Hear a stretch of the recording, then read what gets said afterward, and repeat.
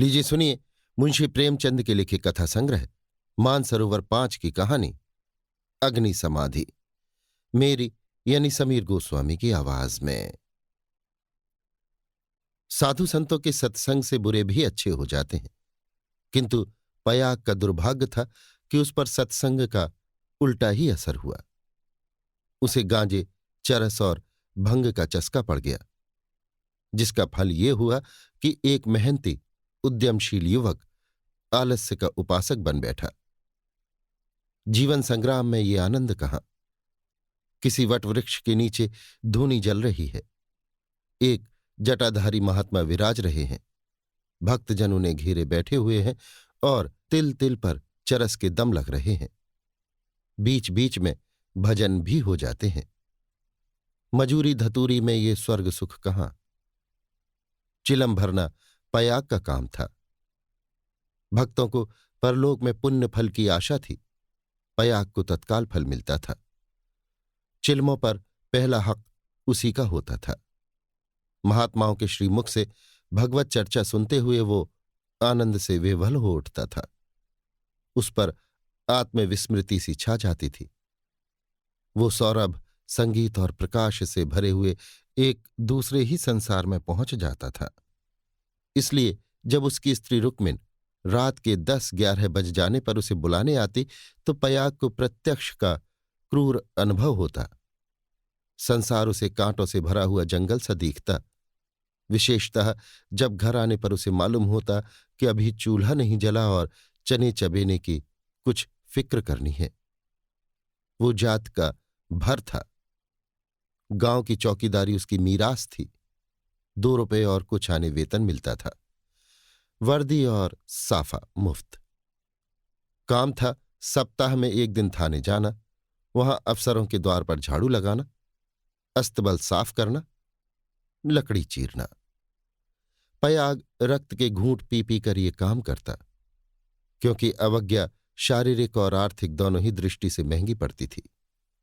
आंसू यों पूछते थे कि चौकीदारी में यदि कोई काम था तो इतना ही, और महीने में 4 दिन के लिए 2 रुपए और कुछ आने कम न थे। फिर गांव में भी अगर बड़े आदमियों पर नहीं तो नीचों पर रौब था। वेतन पेंशन थी, और जब से महात्माओं का संपर्क हुआ वो पयाग के जेब खर्च की मद में आ गई। अतएव जीविका का प्रश्न दिन दिन चिंतोत्पादिक रूप धारण करने लगा। इन सत्संगों के पहले ये दंपत्ति गांव में मजदूरी करता था। रुक्मिन लकड़ियां तोड़कर बाजार ले जाती, पयाग कभी आरा चलाता, कभी हल जोतता, कभी पुर हाँकता। जो काम सामने आ जाए उसमें जुट जाता था। हंसमुख, श्रमशील, विनोदी, निर्द्वंद आदमी था, और ऐसा आदमी कभी भूखों नहीं मरता। उस पर नम्र इतना कि किसी काम के लिए नहीं ना करता। किसी ने कुछ कहा और वो अच्छा भैया कहकर दौड़ा। इसलिए गांव में उसका मान था।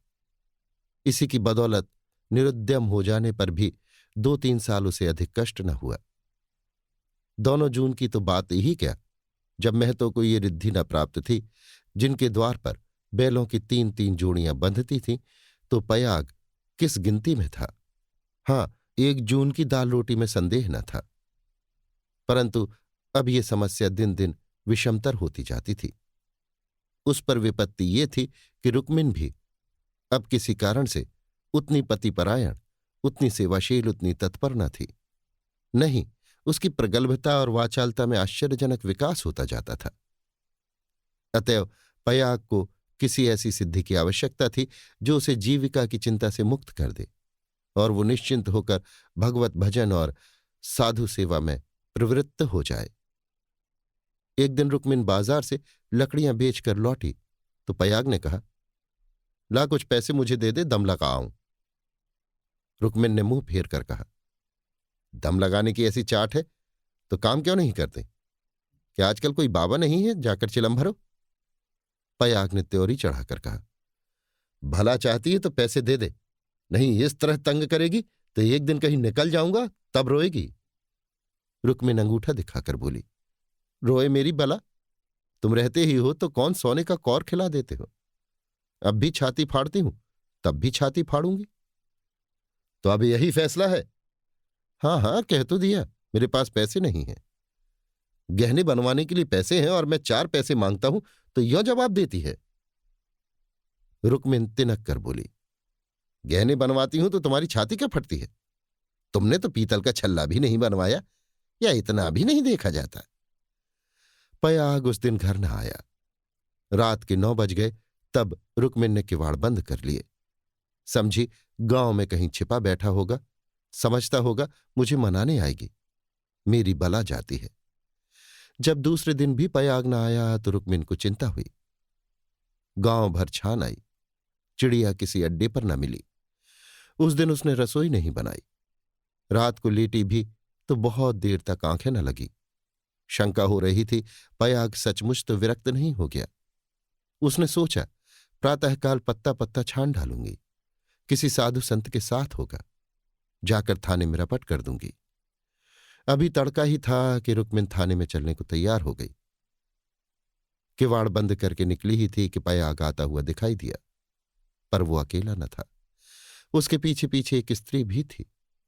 उसकी छींट की साड़ी, रंगी हुई चादर, लंबा घूंघट और शर्मीली चाल देखकर रुक्मिन का कलेजा धक से हो गया। वो एक क्षण हतबुद्धि सी खड़ी रही, तब बढ़कर नई सौत को दोनों हाथों के बीच में ले लिया और उसे इस भांति धीरे धीरे घर के अंदर ले चली, जैसे कोई रोगी जीवन से निराश होकर विषपान कर रहा हो। जब पड़ोसियों की भीड़ छट गई तो रुक्मिन ने पयाग से पूछा, इसे कहाँ से लाए? पयाग ने हंसकर कहा, घर से भागी जाती थी, मुझे रास्ते में मिल गई। घर का काम धंधा करेगी, पड़ी रहेगी। मालूम होता है मुझसे तुम्हारा जी भर गया। पयाग ने तिरछी चितवनों से देखकर कहा, दुत पगली, इसे तेरी सेवा टहल करने को लाया हूं। नई के आगे पुरानी को कौन पूछता है? चल, मन जिससे मिले वही नई है, मन जिससे ना मिले वही पुरानी है। ला, कुछ पैसे हों तो दे दे। 3 दिन से दम नहीं लगाया, पैर सीधे नहीं पड़ते। हाँ देख, 2-4 दिन इस बेचारी को खिला पिला दे, फिर तो आप ही काम करने लगेगी। रुक्मिन ने पूरा रुपया लाकर पयाग के हाथ पर रख दिया। दूसरी बार कहने की जरूरत ही न पड़ी। पयाग में और चाहे कोई गुण हो या न हो, ये मानना पड़ेगा कि वो शासन के मूल सिद्धांतों से परिचित था। उसने भेद नीति को अपना लक्ष्य बना लिया था। 1 मास तक किसी प्रकार की विघ्न बाधा न पड़ी। रुक्मिन अपनी सारी चौकड़ियां भूल गई थी। बड़े तड़के उठती, कभी लकड़ियां तोड़कर, कभी चारा काटकर, कभी उपले पाथ कर बाजार ले जाती। वहां जो कुछ मिलता उसका आधा तो पयाग के हत्थे चढ़ता और आधे में घर का काम चलता। वो सौत को कोई काम न करने देती। पड़ोसनों से कहती, बहन, सौत है तो क्या है, तो अभी कल की बहुरिया, 2-4 महीने भी आराम से न रहेगी तो क्या याद करेगी? मैं तो काम करने को हूं ही। गांव भर में रुक्मिन के शील स्वभाव का बखान होता था, पर सत्संगी घाक पयाग सब कुछ समझता था और अपनी नीति की सफलता पर प्रसन्न होता था। एक दिन बहू ने कहा, दीदी, अब तो घर में बैठे बैठे जी उबता है, मुझे भी कोई काम दिला दो। रुक्मिन ने स्नेह सिंचित स्वर में कहा, क्या मेरे मुंह में कालिक पुतवाने पर लगी हुई है? भीतर का काम किए जा, बाहर के लिए तो मैं हूं ही। बहू का नाम कौसल्या था, जो बिगड़कर सिलिया हो गया था। इस वक्त तो सिलिया ने कुछ जवाब न दिया, लेकिन ये लौंडियों की दशा अब उसके लिए असह्य हो गई थी। वो दिन भर घर का काम करते करते मरे, कोई नहीं पूछता। रुक्मिन बाहर से 4 पैसे लाती है तो घर की मालकिन बनी हुई है। अब सिलिया भी मजूरी करेगी और मालकिन का घमंड तोड़ देगी। पयाग पैसों का यार है, ये बात उससे अब छिपी न थी। जब रुक्मिन चारा लेकर बाजार चली गई तो उसने घर की टट्टी लगाई और गांव का रंग ढंग देखने के लिए निकल पड़ी। गांव में ब्राह्मण, ठाकुर, कायस्थ, बनिए सभी थे।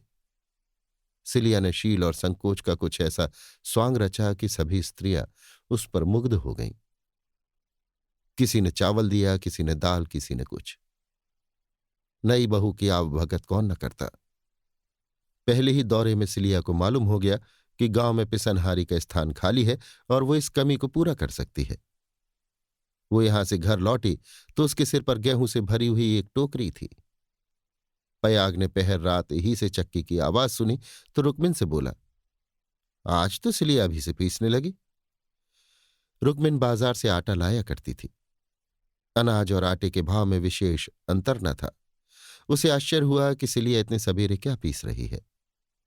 उठकर चक्की वाली कोठरी में गई तो देखा सिलिया अंधेरे में बैठी कुछ पीस रही है। उसने जाकर उसका हाथ पकड़ लिया और टोकरी को उठाकर बोली, तुझसे किसने पीसने को कहा है? किसका अनाज पीस रही है? सिलिया ने निशंक होकर कहा, तुम जाकर आराम से सोती क्यों नहीं? मैं पीसती हूं तो तुम्हारा क्या बिगड़ता है? चक्की की घुमर घुमर भी नहीं सही जाती। लाओ टोकरी दे दो, बैठे बैठे कब तक खाऊंगी? 2 महीने तो हो गए। मैंने तो तुझसे कुछ नहीं कहा। तुम कहो चाहे ना कहो, अपना धर्म भी तो कुछ है। तू अभी यहां के आदमियों को नहीं जानती। आटा पिसाते तो सबको अच्छा लगता है, पैसे देते रोते हैं। किसका गेहूं है? मैं सवेरे उसके सिर पर टकाऊंगी। सिलिया ने रुक्मिन के हाथ से टोकरी छीन ली और बोली, पैसे क्यों ना देंगे? कुछ बेगार करती हूं। तू ना मानेगी, तुम्हारी लौंडी बनकर न रहूंगी। ये तकरार सुनकर पयाग भी आ पहुंचा और रुक्मिन से बोला, काम करती है तो करने क्यों नहीं देती? अब क्या जन्म भर बहुरिया ही बनी रहेगी? हो तो गए 2 महीने। तुम क्या जानो, नाक तो मेरी कटेगी। सिलिया बोल उठी, तो क्या कोई बैठे खिलाता है? चौका बर्तन झाड़ू बहारू रोटी पानी पीसना कूटना ये कौन करता है? पानी खींचते खींचते मेरे हाथों में घट्टे पड़ गए। मुझसे अब ये सारा काम ना होगा। पयाग ने कहा, तो तू ही बाजार जाया कर, घर का काम रहने दे, रुक्मिन कर लेगी। रुक्मिन ने आपत्ति की, ऐसी बात मुंह से निकालते लाज नहीं आती? 3 दिन की बहुरिया बाजार में घूमेगी तो संसार क्या कहेगा? सिलिया ने आग्रह करके कहा, संसार क्या कहेगा? क्या कोई ऐब करने जाती हूं?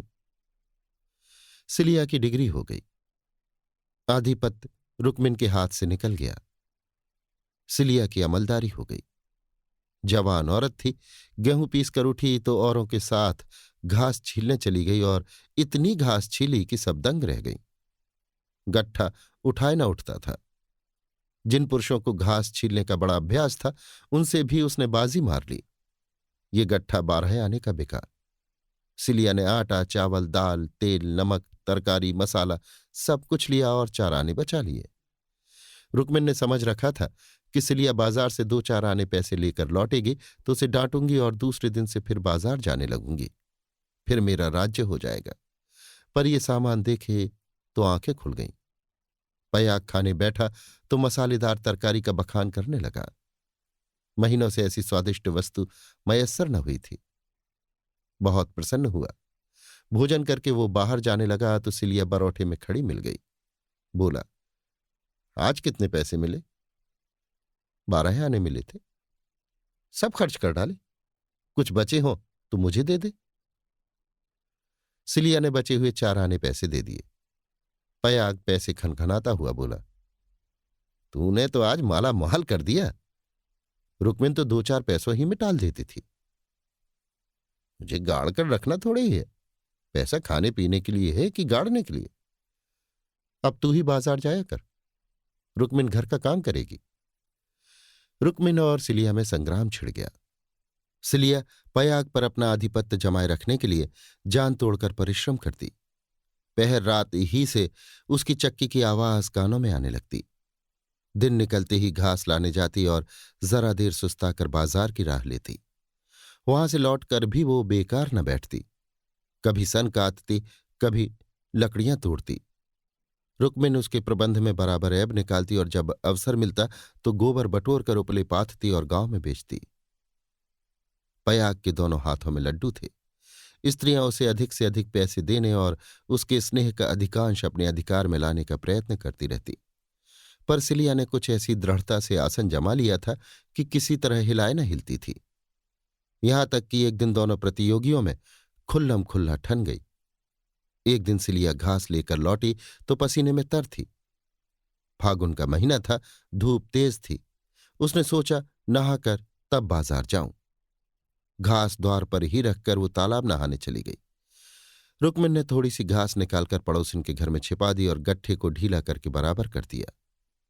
सिलिया नहाकर लौटी तो घास कब मालूम हुई। रुकमिन से पूछा। उसने कहा, मैं नहीं जानती। सिलिया ने गालियां देनी शुरू की। जिसने मेरी घास छुई हो उसकी देह में कीड़े पड़े, उसके बाप और भाई मर जाएं, उसकी आंखें फूट जाएं। रुकमिन कुछ देर तक तो जब्त किए बैठी रही। आखिर खून में उबाल आ ही गया। झल्लाकर उठी और सिलिया के 2-3 तमाचे लगा दिए। सिलिया छाती पीट पीट कर रोने लगी। सारा मोहल्ला जमा हो गया। सिलिया की सुबुद्धि और कार्यशीलता सभी की आंखों में खटकती थी। वो सबसे अधिक घास क्यों छीलती है, सबसे ज्यादा लकड़ियां क्यों लाती है, इतने सवेरे क्यों उठती है, इतने पैसे क्यों लाती है। इन कारणों ने उसे पड़ोसियों की सहानुभूति से वंचित कर दिया था। सब उसी को बुरा भला कहने लगी। मुट्ठी भर घास के लिए इतना ऊधम मचा डाला। इतनी घास तो आदमी झाड़ कर फेंक देता है। घास न हुई सोना हो गया। तुझे तो सोचना चाहिए था कि अगर किसी ने ले ही लिया तो है तो गांव घर ही का, बाहर का कोई चोर तो आया नहीं। तूने इतनी गालियां दी तो किसको दी? पड़ोसियों ही को तो। संयोग से उस दिन पयाग थाने गया हुआ था। शाम को थका मांदा लौटा तो सिलिया से बोला, ला कुछ पैसे दे दे तो दम लगाऊं, थक कर चूर हो गया हूं। सिलिया उसे देखते ही हाय हाय करके रोने लगी। पयाग ने घबरा कर पूछा, क्या हुआ, क्यों रोती है? कहीं गमी तो नहीं हो गई? नहर से कोई आदमी तो नहीं आया? अब इस घर में मेरा रहना ना होगा, अपने घर जाऊंगी। अरे कुछ मुंह से तो बोल, हुआ क्या? गांव में किसी ने गाली दी है? किसने गाली दी है? घर फूंक दूं, उसका चालान करवा दूं? सिलिया ने रो रो कर सारी कथा कह सुनाई। पयाग पर आज थाने में खूब मार पड़ी थी, झल्लाया हुआ था। ये कथा सुनी तो देह में आग लग गई। रुकमिन पानी भरने गई थी। वो अभी घड़ा भी न रखने पाई थी कि पयाग उस पर टूट पड़ा और मारते मारते बेदम कर दिया। वो मार का जवाब गालियों से देती थी और पयाग हर एक गाली पर और भी झल्ला झल्ला कर मारता था। यहां तक कि रुकमिन के घुटने फूट गए, चूड़ियां टूट गईं। सिलिया बीच बीच में कहती जाती थी, वाह रे तेरा दीदा, वाह रे तेरी जबान, ऐसी तो औरत ही नहीं देखी। औरत काहे को डायन है, जरा भी मुंह में लगाम नहीं। किंतु रुकमिन उसकी बातों को मानो सुनती ही न थी। उसकी सारी शक्ति पयाग को कोसने में लगी हुई थी। पयाग मारते मारते थक गया, पर रुकमिन की जबान न थकी। बस यही रट लगी हुई थी, तू मर जा, तेरी मिट्टी निकले, तुझे भवानी खाए, तुझे मिर्गी आए। पयाग रह रहकर क्रोध से तिलमिला उठता और आकर 2-4 लातें जमा देता, पर रुकमिन को अब शायद चोट ही न लगती थी। वो जगह से हिलती भी न थी। सिर के बाल खोले जमीन पर बैठी इन्हीं मंत्रों का पाठ कर रही थी। उसके स्वर में अब क्रोध न था, केवल एक उन्मादमय प्रवाह था। उसकी समस्त आत्मा हिंसा कामना की अग्नि से प्रज्वलित हो रही थी। अंधेरा हुआ तो रुकमिन उठकर एक ओर निकल गई, जैसे आंखों से आंसू की धार निकल जाती है। सिलिया भोजन बना रही थी। उसने उसे जाते देखा भी, पर कुछ पूछा नहीं। द्वार पर पयाग बैठा चिलम पी रहा था, उसने भी कुछ न कहा। जब फसल पकने लगती थी तो 1.5-2 महीने तक पयाग को हार की देखभाल करनी पड़ती थी। उसे किसानों से दोनों फसलों पर हल पीछे कुछ अनाज बंधा हुआ था। माघ ही में वो हार के बीच में थोड़ी सी जमीन साफ करके एक मड़ैया डाल लेता था और रात को खा पीकर आग, चिलम, तमाकू, चरस लिए हुए इसी मड़ैया में जाकर पड़ रहता था। चैत के अंत तक उसका यही नियम रहता था। आजकल वही दिन थे। फसल पकी हुई तैयार खड़ी थी। 2-4 दिन में कटाई शुरू होने वाली थी। पयाग ने 10 बजे रात तक रुकमिन की राह देखी। फिर ये समझकर कि शायद किसी पड़ोसिन के घर सो रही होगी, उसने खा पीकर अपनी लाठी उठाई और सिलिया से बोला, किवाड़ बंद कर ले। अगर रुकमिन आए तो खोल देना और मना जुना कर थोड़ा बहुत खिला देना। तेरे पीछे आज इतना तूफान हो गया, मुझे न जाने इतना गुस्सा कैसे आ गया। मैंने उसे कभी फूल की छड़ी से भी न छुआ था। कहीं बूढ़ धंस न मरी हो तो कल आफत आ जाए। सिलिया बोली, ना जाने वो आएगी कि नहीं, मैं अकेली कैसे रहूंगी, मुझे डर लगता है। तो घर में कौन रहेगा? सूना घर पाकर कोई लोटा थाली उठा ले जाए तो? डर किस बात का है? रुकमिन तो आती ही होगी। सिलिया ने अंदर से टट्टी बंद कर ली। पयाग हार की ओर चला। चरस की तरंग में ये भजन गाता जाता था।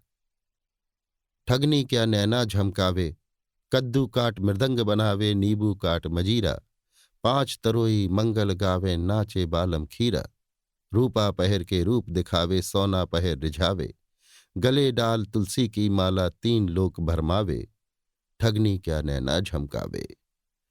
सहसा सिवाने पर पहुंचते ही उसने देखा कि सामने हार में किसी ने आग जलाई। एक क्षण में एक ज्वाला सी दहक उठी। उसने चिल्लाकर पुकारा, कौन है वहां? अरे ये कौन आग जलाता है? ऊपर उठी ज्वालाओं ने अपनी आग्नेय जिह्वा से उत्तर दिया। अब पयाग को मालूम हुआ कि उसकी मड़ैया में आग लगी हुई है। उसकी छाती धड़कने लगी। इस मड़ैया में आग लगना रुई के ढेर में आग लगना था। हवा चल रही थी। मड़ैया के चारों ओर एक हाथ हटकर पकी हुई फसल की चादरें सी बिछी हुई थी। रात में भी उनका सुनहरा रंग झलक रहा था। आग की एक लपट केवल एक जरा सी चिंगारी सारे हार को भस्म कर देगी। सारा गांव तबाह हो जाएगा। इसी हार से मिले हुए दूसरे गांव के हार भी थे, वे भी जल उठेंगे। ओह, लपटें बढ़ती जा रही हैं। अब विलंब करने का समय न था। पयाग ने अपना उपला और चिलम वहीं पटक दिया और कंधे पर लोह बंद लाठी रखकर बेतहाशा मड़ैया की तरफ दौड़ा। मेड़ों से जाने में चक्कर था, इसलिए वो खेतों में से होकर भाग रहा था। प्रतिक्षण ज्वाला प्रचंडतर होती जाती थी और पयाग के पांव और भी तेजी से उठ रहे थे। कोई तेज घोड़ा भी इस वक्त उसे न पा सकता था। अपनी तेजी पर उसे स्वयं आश्चर्य हो रहा था। जान पड़ता था पांव भूमि पर पड़ते ही नहीं। उसकी आंखें मड़ैया पर लगी हुई थीं। दाहिने बाएं उसे और कुछ न सूझता था। इसी एकाग्रता ने उसके पैरों में पर लगा दिए थे। न दम फूलता था, न पांव थकते थे। 3-4 फर्लांग उसने 2 मिनट में तय कर ली और मड़ैया के पास जा पहुंचा। मड़ैया के आसपास कोई न था। किसने ये कर्म किया है, ये सोचने का मौका न था। उसे खोजने की तो बात ही और थी। पयाग का संदेह रुक्मिन पर हुआ, पर ये क्रोध का समय न था। ज्वालाएं कुचाली बालकों की भांति ठट्ठा मारती, धक्कम धक्का करती, कभी दाहिनी ओर लपकती और कभी बाईं तरफ। बस ऐसा मालूम होता था कि लपट अब खेत तक पहुंची, अब पहुंची। मानो ज्वालाएं आग्रहपूर्वक क्यारियों की ओर बढ़ती और असफल होकर दूसरी बार फिर दूने वेग से लपकती थीं।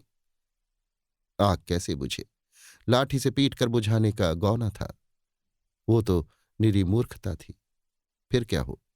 फसल जल गई तो फिर किसी को मुंह न दिखा सकेगा। आह, गांव में कोहराम मच जाएगा, सर्वनाश हो जाएगा। उसने ज्यादा नहीं सोचा। गवारों को सोचना नहीं आता। पयाग ने लाठी संभाली, जोर से एक छलांग मारकर आग के अंदर मड़ैया के द्वार पर जा पहुंचा। जलती हुई मड़ैया को अपनी लाठी पर उठाया और उसे सिर पर लिए सबसे चौड़ी मेड़ पर गांव की तरफ भागा। ऐसा जान पड़ा मानो कोई अग्नि आन हवा में उड़ता चला जा रहा है। फूस की जलती हुई धज्जियां उसके ऊपर गिर रही थीं, पर उसे इसका ज्ञान तक न होता था। एक बार एक मूठा अलग होकर उसके हाथ पर गिर पड़ा।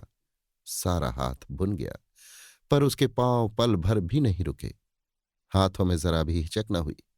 हाथों का हिलना खेती का तबाह होना था। पयाग की ओर से अब कोई शंका न थी। अगर भय था तो यही कि मड़ैया का वो केंद्र भाग, जहां लाठी का कुंदा डालकर पयाग ने उसे उठाया था, न जल जाए, क्योंकि छेद के फैलते ही मड़ैया उसके ऊपर आ गिरेगी और उसे अग्नि समाधि में मग्न कर देगी। पयाग ये जानता था और हवा की चाल से उड़ा जाता था। 4 फरलांग की दौड़ है। मृत्यु अग्नि का रूप धारण किए हुए पयाग के सिर पर खेल रही है और गांव की फसल पर। उसकी दौड़ में इतना वेग है कि ज्वालाओं का मुंह पीछे को फिर गया है और उनकी दाहक शक्ति का अधिकांश वायु से लड़ने में लग रहा है। नहीं तो अब तक बीच में आग पहुंच गई होती और हाहाकार मच गया होता। 1 फरलांग तो निकल गया। पयाग की हिम्मत ने हार नहीं मानी। वो दूसरा फरलांग भी पूरा हो गया। देखना पयाग, 2 फरलांग की और कसर है। पांव जरा भी सुस्त न हो। ज्वाला लाठी के कुंदे पर पहुंची और तुम्हारे जीवन का अंत है। मरने के बाद भी तुम्हें गालियां मिलेंगी। तुम अनंत काल तक आहों की आग में जलते रहोगे। बस 1 मिनट और। अब केवल 2 खेत और रह गए हैं। सर्वनाश! लाठी का कुंदा ऊपर निकल गया। मड़ैया नीचे खिसक रही है। अब कोई आशा नहीं। पयाग प्राण छोड़कर दौड़ रहा है। वो किनारे का खेत आ पहुंचा। अब केवल 2 सेकंड का और मामला है। विजय का द्वार सामने 20 हाथ पर खड़ा स्वागत कर रहा है। उधर स्वर्ग है, इधर नरक। मगर वो मड़ैया खिसकती हुई पयाग के सिर पर आ पहुंची। वो अब भी उसे फेंक कर अपनी जान बचा सकता है, पर उसे प्राणों का मोह नहीं। वो उस जलती हुई आग को सिर पर लिए भागा जा रहा है। वो उसके पांव लड़खड़ाए। हाय, अब ये क्रूर अग्नि लीला नहीं देखी जाती। एकाएक एक स्त्री सामने के वृक्ष के नीचे से दौड़ती हुई पयाग के पास पहुंची। ये रुक्मिन थी। उसने तुरंत पयाग के सामने आकर गर्दन झुकाई और जलती हुई मड़ैया के नीचे पहुंचकर उसे दोनों हाथों पर ले लिया। उसी दम पयाग मूर्छित होकर गिर पड़ा। उसका सारा मुंह झुलस गया था। रुक्मिन उस अलाव को लिए हुए 1 सेकंड में खेत के डांडे पर आ पहुंची, मगर इतनी दूर में उसके हाथ जल गए, मुंह जल गया और कपड़ों में आग लग गई। उसे अब इतनी सुध भी न थी कि मड़ैया के बाहर निकल आए। वो मड़ैया को लिए हुए गिर पड़ी। इसके बाद कुछ देर तक मड़ैया हिलती रही। रुक्मिन हाथ पांव फेंकती रही, पर अग्नि ने उसे निगल लिया। रुक्मिन ने अग्नि समाधि ले ली। कुछ देर के बाद पयाग को होश आया। सारी देह जल रही थी। उसने देखा वृक्ष के नीचे फूस की लाल आग चमक रही है। उठकर दौड़ा और पैर से आग को हटा दिया। नीचे रुक्मिन की अधजली लाश पड़ी हुई थी। उसने बैठकर दोनों हाथों से मुंह ढांप लिया और रोने लगा। प्रातःकाल गांव के लोग पयाग को उठाकर उसके घर ले गए। 1 सप्ताह तक उसका इलाज होता रहा, पर बचा नहीं। कुछ तो आग ने जलाया था। जो कसर थी वो शोकाग्नि ने पूरी कर दी। अभी आप सुन रहे थे मुंशी प्रेमचंद के लिखे कथा संग्रह मानसरोवर 5 की कहानी अग्नि समाधि, मेरी यानी समीर गोस्वामी की आवाज में।